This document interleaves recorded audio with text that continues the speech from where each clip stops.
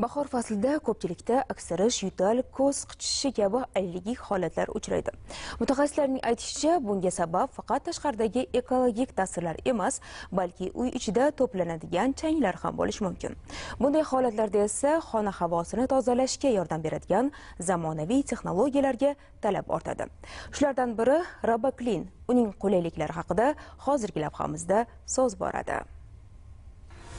Roboklin texnikasi oddiy chang yutgichlardan farqli ravishda bir nechta funksiyalarni o'z ichiga oladi. Qurilma suv yordamida havodagi chang va boshqa zararli zarrachalarni tortib oladi. Bundan tashqari havoni ionlashtiradi va xonaga yoqimli hid tarqatadi. Shu bilan birgalikda gilamlar, yumshoq mebellar, matras va yostiqlarni chuqur tozalash imkoniyatiga ham ega.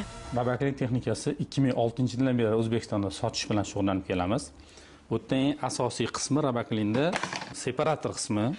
Bu birinchi qiladigan asosiy qismi. Kunduz kuni quyosh nurida changlar ko'ramiz, o'sha changlarni yutib, uyimizga to'rtta tarafdan toza havo chiqarib beradi. Yumshoq mebellarni, gilamlarimizni turgan joyda yuvib, quritib ham beradi. O'zbekistonda Toshkentdan tashqari yana 11 ta viloyatda filiali bor. 3 yil kafolati bor. Undan tashqari mahsulotga 10 yil servis xizmat ko'rsatiladi. Mutaxassislarning ta'kidlashicha, ayniqsa bahor mavsumida uy havosining tozaligiga e'tibor qaratish allergiya xavfini kamaytirishda muhim omillardan biri. Roboklin kabi zamonaviy texnologiyalar esa bu borada amaliy ko'makchidir.